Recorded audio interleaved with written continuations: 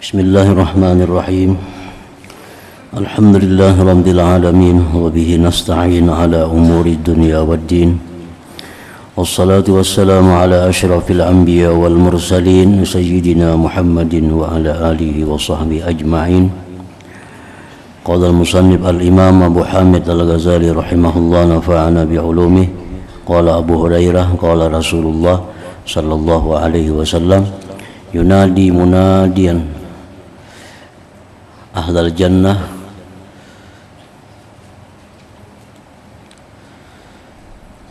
yunadi munadin ahlal jannah inna lakum an tasihhu wa la tasqamu abada wa inna lakum an tahyaw wa la tamutu abada wa inna lakum an tasibbu wa la tahramu abada wa inna lakum an tan'amu wa la tayasu abada fadzalika qawlu azza wa jalla wa tawaddu an tilkumul jannah urithumuha bima kuntum ta'malun. Wa mahma aradta an ta'rifa sifatal jannah faqra'il Qur'an falaysa wara'a bayanillah ta'ala bayan.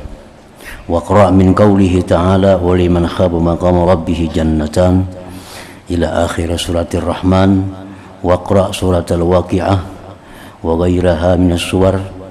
Wa in aradta an ta'rifa tafsila sifatiha minal akhbar fata'ammal al-an tafsilaha ba'da an ittala'ta ala jumlatiha wa ta'ammal awalan ila akhirih.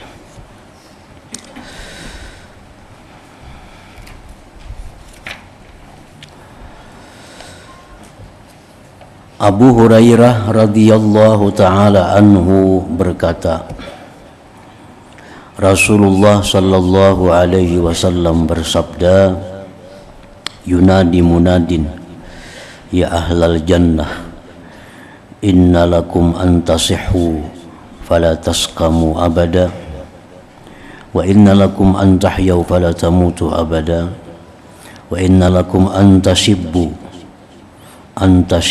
fala tahramu abada wa inna lakum an tan'amu fala tayasu abada fadzalika qauluhu ta'ala wa nudu an tilkumul jannah urithumuha bima kuntum ta'malun. Artinya penyeru menyerukan, artinya malaikat disuruh Allah untuk mengumumkan, wahai penghuni surga, sesungguhnya bagimu sihat, maka kamu tidak akan sakit selamanya. Jadi di surga itu kada ada lagi yang namanya sakit. Sakit apapun kada ada. Maka sihat itu sudah menjadi bagian dari tubuh manusia yang melekat, kada akan berpisah lagi. Sesungguhnya bagi kalian di dalam surga itu sihat, maka kamu tidak akan sakit selamanya. Jadi kalau ada lagi makanan-makanan yang pemantang, kalau ada lagi makan apa aja kada akan menimbulkan penyakit. Nah, itu di surga.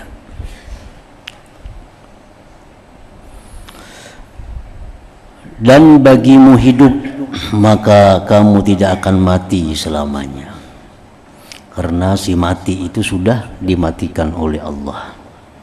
Nah, matinya itu sudah dimatii, sehingga orang-orang yang dalam surga, orang yang dalam neraka itu kalau ada lagi mengenal istilah mati. Dan bagimu muda, ada yang mengatakan riwayat sekitar umur 30-an. Nah, penghuni surga itu sekitar umur 30-an. Maka kamu tidak akan menjadi tua selamanya. Kada mau lagi bertuha pada itu.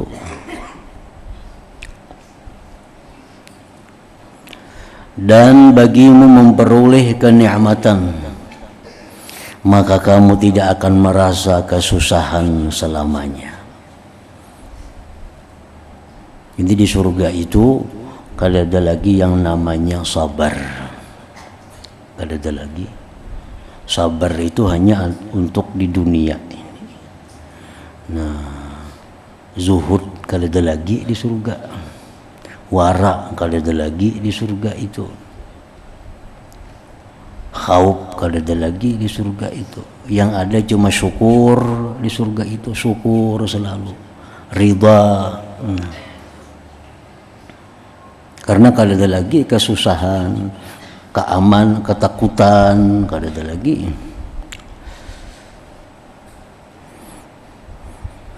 Maka yang demikian itu sesuai dengan firman Allah Ta'ala, dan diserukan kepada mereka, itulah surga yang diwariskan kepadamu disebabkan apa yang dahulu kamu kerjakan.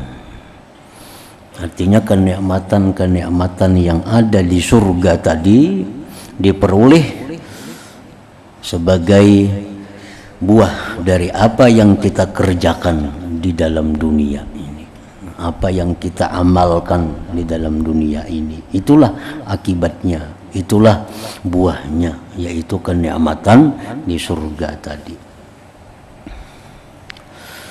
Nah, jadi firman Allah bahwa surga itu diberikan karena kita beramal di dalam dunia ini. Itu kada bertentangan dengan hadis Rasulullah sallallahu alaihi wasallam yang menyatakan la yadkhula ahadukumul jannah bi'amalihi. Ada hadis Nabi yang menyatakan bahwa kalian tidak masuk surga dengan sebab amal ibadah kalian. Lalu sahabat bertanya, engkau begitu juga wahai Rasulullah? Ujar Nabi, aku pun masuk surga tidak dengan amal, melainkan bahwa meliputi akan daku anugerah dan rahmat Allah Subhanahu wa ta'ala. Jadi artinya bahwa masuk surga itu mesti dengan amal. Ada yang mengatakan bahwa masuk surga itu rahmat Allah.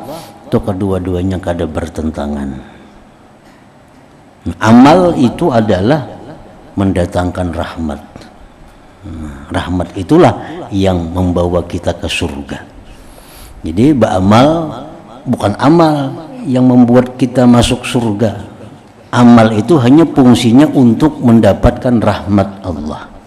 Kita sembahyang dapat rahmat Allah. Kita puasa dapat rahmat Allah. Kita baca Quran dapat rahmat Allah. Nah, rahmat Allah itulah yang membawa kita ke surga. Nah, jadi kada bertentangan dua macam tadi. Satu sisi mengatakan bahwa kalian tidak masuk surga dengan amal. Ada yang lain, Quran mengatakan kalian masuk surga dengan amal. Ya sama aja artinya. Amal itu adalah memancing rahmat Allah. Amal itu adalah jalan untuk dapat rahmat. Nah, rahmat itulah yang memasukkan kita ke dalam surga Allah. Sebagaimana dikatakan dahulu dalam bab yang telah lalu, Imam Ghazali menjelaskan bahwa sehebat apapun amal kita itu kada akan mampu membayar surga. Nah, sekeras apapun kita beribadah kada pantas diupah dengan surga itu. Kita misal menghabiskan waktu 24 jam sehari sembahyang aja. Sembahyang kada baguringan, kada bemakanan. Itu pun kada pantas, kada cucuk untuk menebus surga itu. Jadi kita dapat surga itu semata-mata karena kesayangan Allah kepada kita, karena kita beramal tadi. Karena kita beramal tadi. Namun kita beribadah semalaman suntuk misalnya, semalaman suntuk beribadah, siangnya puasa bertahun-tahun, lalu kita diberi rumah, diberi mobil, nah itu cocok aja, wajar aja.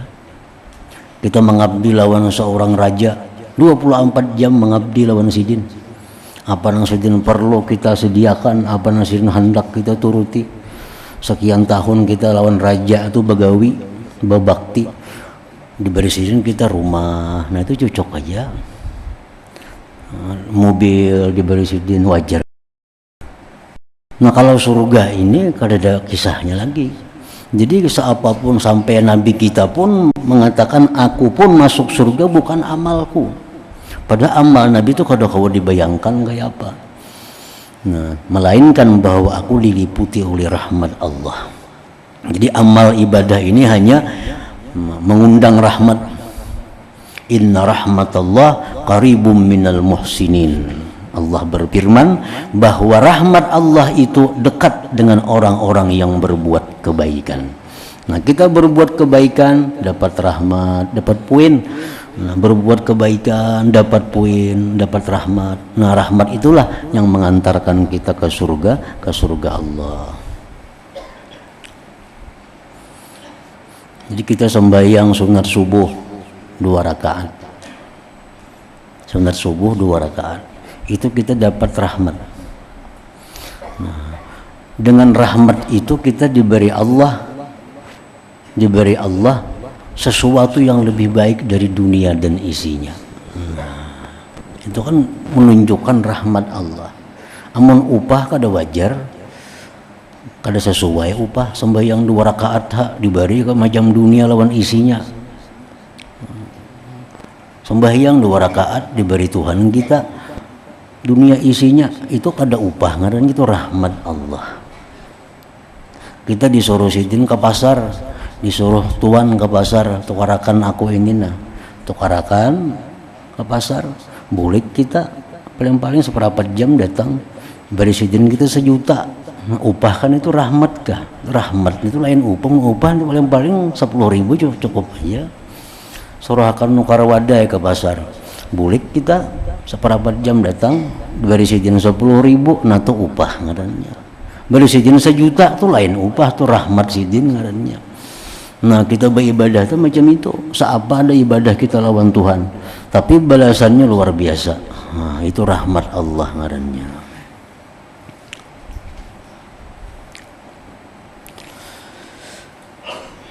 Dan bila mana kamu hendak mengetahui sifat surga, maka bacalah Al-Quran, karena tidak ada Allah Ta'ala penjelasan. Kalau Allah menjelaskan, maka itu adalah penjelasan yang paling sempurna, penjelasan yang paling meyakinkan. Kalau sudah Allah yang meyakinkan.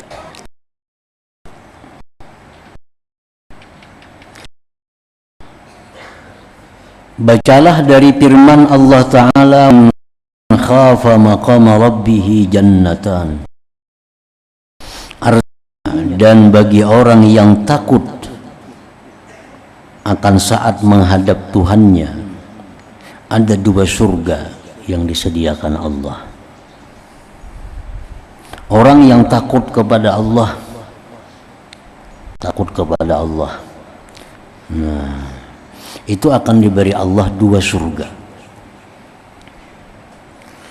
sampai akhir surat Ar-Rahman. Dan bacalah surat Al-Waqi'ah dan surat-surat yang lainnya. Di situ jelas bagaimana Allah menerangkan tentang surga, kenikmatannya, keindahannya dan sebagainya. Dan kalau kamu berkehendak mengetahui perincian sifat-sifat surga dari hadis-hadis, maka perhatikanlah sekarang perinciannya setelah kamu mengetahuinya secara jumlah. Secara jumlah, surga itu negeri kenikmatan, negeri kebahagiaan, itu secara umum. Nah, perincian-perinciannya itu diterangkan oleh hadis-hadis Rasulullah Sallallahu Alaihi Wasallam. Perhatikanlah pertama-tama bilangan surga. Rasulullah Sallallahu Alaihi Wasallam bersabda tentang firman Allah Ta'ala, Waliman khafa maqama rabbih jannatan, artinya bagi orang yang takut akan saat menghadap Tuhannya ada dua surga. Beliau bersabda, jannatani min fiddah aniyatuhuma wa ma fihima, wa jannatani min zahab aniyatuhuma wa ma fihima, wa ma bainal qaum wa baina ay yanzuru ila rabbihim ila rizaul kibriya ala wajhi fi jannati adnin. Artinya dua surga dari perak, bejana-bejananya dan apa yang ada di dalamnya. Satu surga semuaan dibuat dari perak, dan dua surga dari emas, bejana-bejananya dan apa yang ada di dalamnya semuaan terbuat dari emas. Dan tidak ada di antara kaum dan antara mereka melihat kepada Tuhan mereka selain selindang kebesaran atas wajahnya di surga Adan. Artinya mereka itu menunggu melihat Tuhan, hanya menunggu waktunya. Pasti akan bertemu dengan Allah Subhanahu wa ta'ala.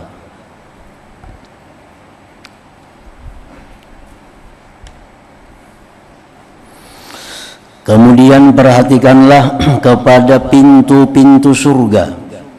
Sesungguhnya pintu-pintu surga itu banyak menurut asal-asal ketaatan. Mana ibadah yang kita perbanyak? Ada orang yang suka puasa, ada orang yang suka baca Quran, ada orang yang suka sembahyang sunat, ada orang yang suka bersedekah. Nah, sebanyak itulah pintu-pintu surga. Sebagaimana pintu-pintu neraka itu menurut asal-asal maksiat.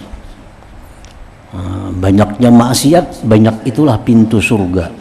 Bubuhan pencuri, pintu sini masuknya. Bubuhan perampok, pintu sini masuknya. Bubuhan penjudi, pintu sini masuknya. Abu Hurairah radhiyallahu anhu berkata, Rasulullah sallallahu alaihi wasallam bersabda, man anfaqa jaini malih fi sabilillah du'iya min abwabil jannah kulliha. Walil jannati thamaniyatu abwab, faman kana min ahli salah du'iya min babis salah, waman kana min ahli siyam du'iya min babis siyam, wa man kana min ahli sadaqah du'iya min babis sadaqah, wa man kana min ahli jihad du'iya min babil jihad. Artinya, barang siapa yang menginfakkan dua macam dari hartanya di jalan Allah. Orang hendak berperang fisabilillah, inya menyumbang dua macam harta. Umpamanya menyumbang gandum lawan menyumbang kuda, dua macam untuk kepentingan orang jihad. Maka ia dipanggil dari pintu-pintu surga semuanya. Artinya bisa masuk pintu surga mana aja bisa, karena di semua ada nengaran-nengarannya.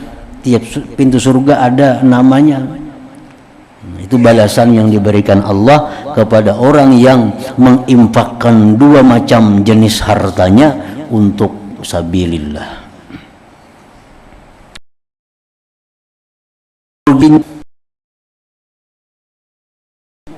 Maka barang siapa termasuk golongan orang yang ahli salat, maka ia dipanggil dari pintu salat. Orang ini ketujuh sembahyang, favoritnya itu sembahyang. Ini kata di puasa sunat, kada sedekah, kada bersedekah sewajibnya sekadarnya. Tapi kalau urusan sembahyang sunat nomor satu sudah, paling suka. Maka orang ini masuk surga dipanggil di pintu as-salah, pintu salat, situ masuk surganya. Dan barang siapa termasuk golongan orang yang ahli puasa, maka ia dipanggil dari pintu puasa. Yang ketujuh pemuasa, sembahyang sekadarnya aja, bersedekah kadarnya. Tapi kalau urusan puasa 3 bulan tahannya. ketujuh puasa. Maka ia dipanggil dari pintu puasa. Ada ngarannya babu siam di situ.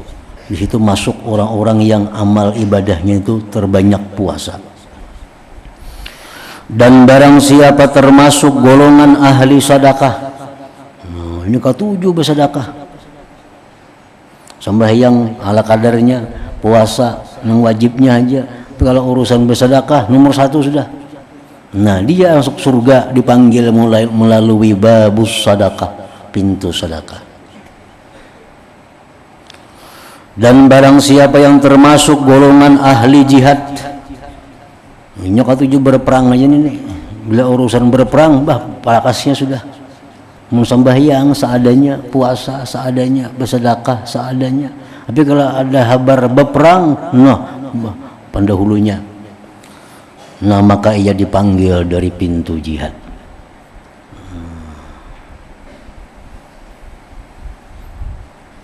Jadi banyak pintu-pintu lainnya lagi. Ini hanya 8 yang disebutkan.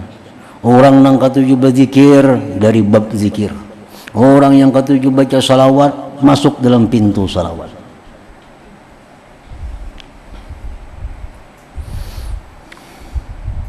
Cuma ada beberapa amaliyah. Nah, beberapa amaliyah yang tadi bahwa dia dipanggil dari semuaan pintu. Dari pintu sini dipanggil orang namanya, pintu sana panggil orang namanya, pintu sebelah sana dipanggil juga. Nah, artinya bebasnya masuk ke pintu mana aja. Itu adalah orang-orang yang memberikan 2 macam jenis hartanya di jalan Allah tadi. Termasuk juga orang yang mati, anaknya yang belum balik 3 orang dan dia sabar. Nah, masuk juga. Ini dipanggil dari tiap-tiap pintu untuk masuk surga. Lalu Abu Bakar radhiyallahu anhu bertanya, demi Allah, tidak ada darurat atas seseorang dari pintu mana ia dipanggil? Apakah ada seseorang dipanggil dari pintu-pintu surga semuanya? Rasulullah SAW bersabda, "Na'am." Ada ya Nabi. Orang dipanggil dari pintu surga semua itu ada. Orang nang tadi. Wa arju an takuna minhum, dan aku berharap, ujar Nabi, bahwa engkau wahai Abu Bakar minhum, termasuk mereka itu. Jadi ini didoakan Nabi, Abu Bakar ini dipanggil tiap-tiap pintu surga agar masuk ke sana. Nah, amun nang kadada amalan papurit pandu dia masuk rumah hadangi orang habisakan itu. Penyembah yang benar kada jua, serba ma'ala-alang pemuasa kada jua, penyedekah kada jua, ketujuh berselawat kada jua. Apalagi kada ada amal ibadah yang diandalkannya. Serabaan serba sedikit saja. Nah, itu kada ada pintu masuk kecuali pintu umum. Pintu umum. Nah, itu ya tadudi. Orang-orang yang ada bisi amaliyah khusus itu ada pintu khusus yang masuk di surga itu.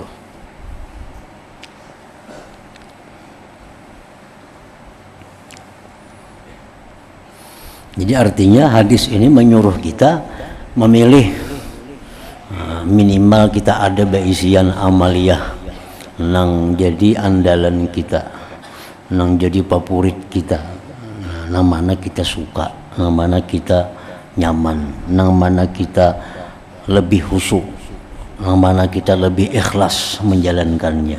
Kita pilih nang mana yang paling ikhlas kita, puasa kah, sedekah kah, sembahyang kah, nang mana yang paling ikhlas kita, nah itu yang kita ambil. Nah, supaya masuk dalam golongan orang-orang yang dipanggil melalui pintu yang khusus tadi.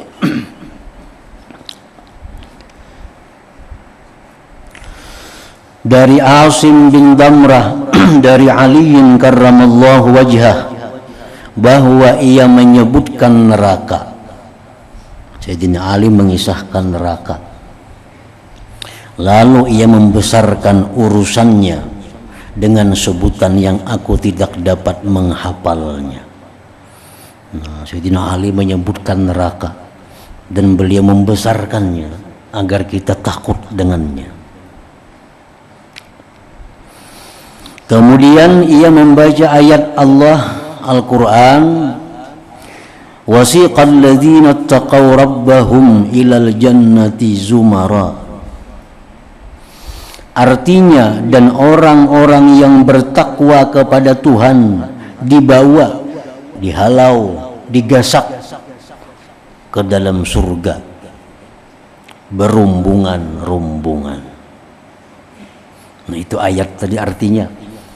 Orang-orang yang takwa itu mereka didorong, dihalau, dihagai supaya lakasi masuk surga. Dan masuk surganya itu berkelompok-kelompok. Mana kelompok ini berkumpul semuaan jadi kelompok yang besar. Nah, di situ disebutkan kenapa orang ini sudah berada di halaman surga nih. Sudah di halaman surga, digasak, dihalau, lakasi masukkan ke surga. Wasiqal ladzi, kalimatnya itu wasiqa. Siqa artinya dihalau. Nah, ahli tafsir ada yang menjelaskan kenapa dihalau ini orang-orang masuk surga. Karena kada mau masuk surga. Kenapa kada mau mencari orang-orang yang dicintainya? Mana anakku, mana abahku, mana biniku, mana lakiku. Nah, jadi malaikat lakasi masukkan ke surga. Jangan mikirkan itu. Nah, jadi wasiqal ladzi, kalimatnya itu dihalau. Nah, diburu. Kenapa? Karena tadi pencarian. Artinya seorang ke surga, anak bini di mana? Atau bini yang ke surga, laki di mana? Nah, lalu dihalau tadi. Wasiqal ladzina taqaw rabbahum ilal jannati zumara. Sehingga apabila mereka sampai ke pintu dari pintu-pintu surga, hatta idza ja'uha wa putihat abwabuha. Apabila mereka sampai ke pintu dari pintu-pintu surga, maka mereka mendapatkan di sisinya suatu pohon yang keluar dari bawah batangnya 2 mata air yang mengalir. Ini sebelum masuk surga nih. Ini orang-orang yang bakas kalapahan nih, yang bertahun-tahun di padang mahsyar, bertahun-tahun waktu disisap macam-macam sudah melalui siratal mustaqim. Akhirnya selamat sampai di halaman surga. Nah, tentu orang ini dalam keadaan kondisi lapah, dalam keadaan susah, karena melalui jalan panjang sehingga sampai ke pintu surga tadi. Sedangkan orang masuk surga itu kada boleh macam itu. Orang dalam surga harus segar, dalam surga harus rapi, orang dalam surga harus bagus semuaan. Nah, itu. Lalu mereka tadi keluar dari bawah batangnya 2 mata air yang mengalir. Lalu mereka menuju ke salah satu dari 2 mata air sebagaimana mereka diperintah. Itu ada di situ sungai. Kalau datangi sana, maka mereka minum daripadanya. Nah, minum di situ. Maka minuman itu menghilangkan apa yang ada di dalam perut mereka dari sakit atau kesusahan atau segala macamnya. Dengan minum itu semuaan jadi segar, jadi bagus, jadi sehat semua. Kemudian mereka menuju kepada yang lain, lalu mereka bersuci dengannya, maka mengalir atas mereka keelukan, kenikmatan. Nah, lalu bersuci di situ, bebersih di situ dulu. Maka rambut mereka tidak berubah sesudah itu selamanya, dan kepala mereka tidak kusut lagi, sudah bersih. Seolah-olah kepala mereka diminyaki dengan minyak yang harum. Nah, hanya dibolehkan masuk surga itu.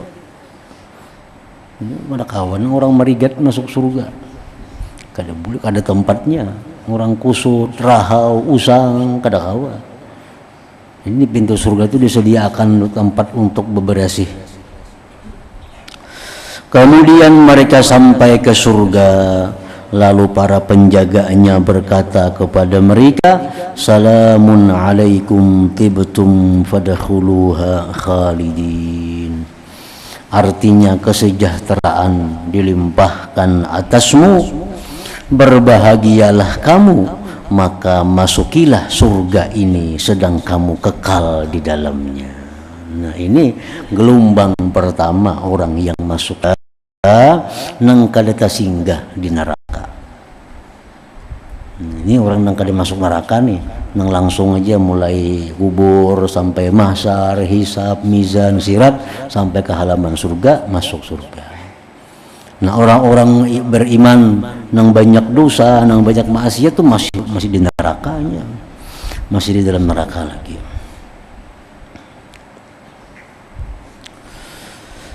Kemudian mereka disambut oleh anak-anak yang mengelilingi mereka, kekanakan surga.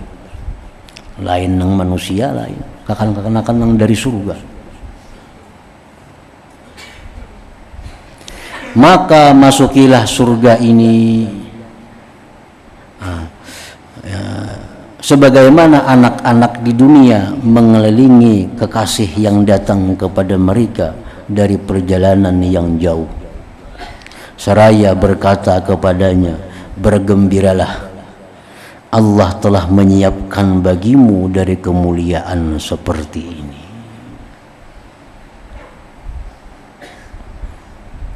Jadi kalau perjalanan artinya kita mulai kubur sampai padang mahsyar, sampai ke halaman surga ini, kalau dihitung dengan tahun ini mungkin berapa ribu tahun hanya sampai. Kada kawal lagi dikisahkan. Tapi bagi orang-orang yang beriman, bagi orang-orang yang takwa kepada Allah, itu masaknya dirasakan kepadanya seperti orang sembahyang 5 waktu, seperti orang sembahyang 4 rakaat, atau seperti orang yang guring, bangun dari guring kada puas guringnya. Amun orang-orang yang ahli kejahatan itu memangnya dalam kubur berapa ribu tahun menunggu kiamat, diazab dalam kubur berapa ribu tahun sampai menunggu hari kiamat hanya dibangkit kina di padang mahsyar berapa lawas. Nah, bagi orang-orang yang takwa kepada Allah, dalam kubur proses itu sama lawan orang guring nang kada puas guring bangun.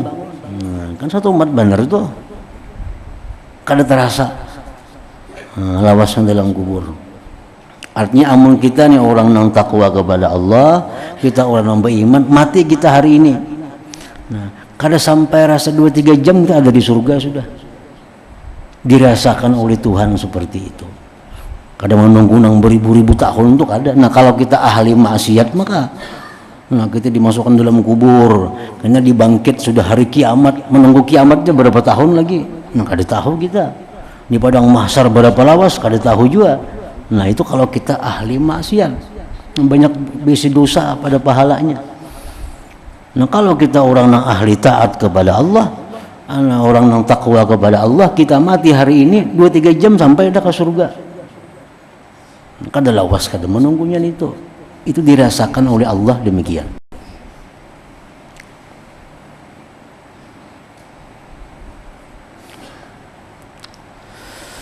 Sayyidina Ali karramallahu wajhah terus berkata, seorang pelayan dari anak-anak itu pergi kepada sebagian dari istri-istrinya daripada bidadari.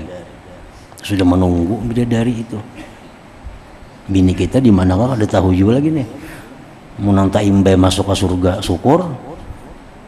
Nah, pokoknya taimbe kada taimbe di situ ada bidadari yang menunggu.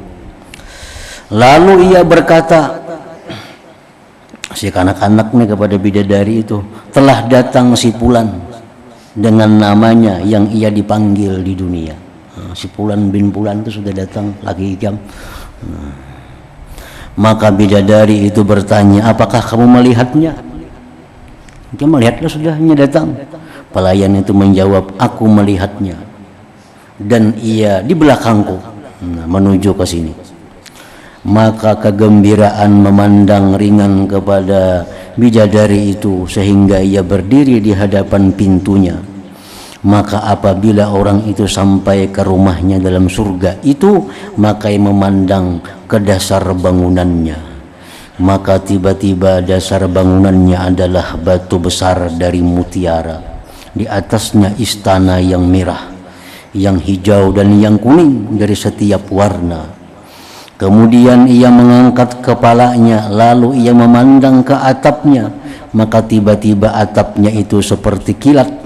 Dan jikalau tidak bahwa Allah Ta'ala mentakdirkannya, niscaya ia merasa pedih dengan hilang penglihatannya daripada terangnya bersinarnya atap rumah itu.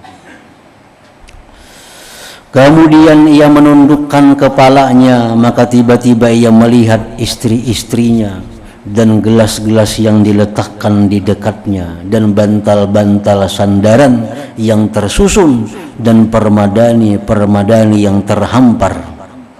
Kemudian ia duduk bersandar lalu berkata, Alhamdulillahilladzi hadana lihadza wa ma kunna linahtadiya laula an hadanallah. Segala puji bagi Allah yang memberi petunjuk akan kami kepada ini, dan tidaklah kami mendapat petunjuk jikalau Allah tidak memberi petunjuk kepada kami. Itu ungkapan ahli surga. Ungkapan ahli surga sesudah sampai di kediamannya. Alhamdulillahilladzi hadana lihadza wa ma kunna linahtadiya laula an hadanallah. Kemudian penyeru malaikat menyerukan kepada ahli surga tadi, kamu hidup di sini dan tidak akan mati selamanya, dan kamu bertempat tinggal mukim, maka tidak berpindah selamanya, dan kamu sihat, maka tidak akan sakit lagi selamanya. Nah, jadi surga itu perinciannya diantaranya yang demikian tadi disebutkan oleh Sayyidina Ali karramallahu wajhah. Nah, hingga situ Rasulullah sallallahu alaihi wasallam bersabda, afdhalul dzikri fa'lam annahu la ilaha illallah Muhammadur Rasulullah, la ilaha illallah Muhammadur Rasulullah, la ilaha illallah Muhammadur Rasulullah, la ilaha illallah, la ilaha illallah, la ilaha illallah, la ilaha illallah, la ilaha illallah. Allahu Allah, Allahu Allah, Allahu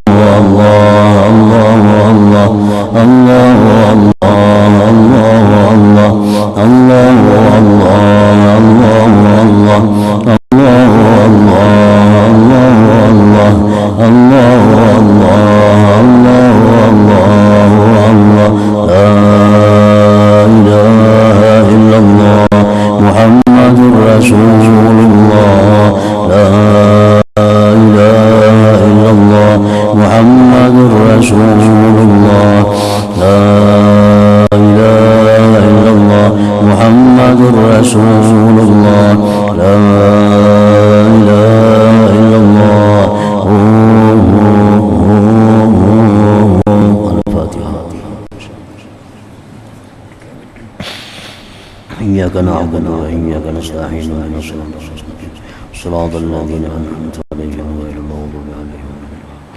فيا أيها الرجل منه شفاعة صلوا عليه وسلموا تسليما.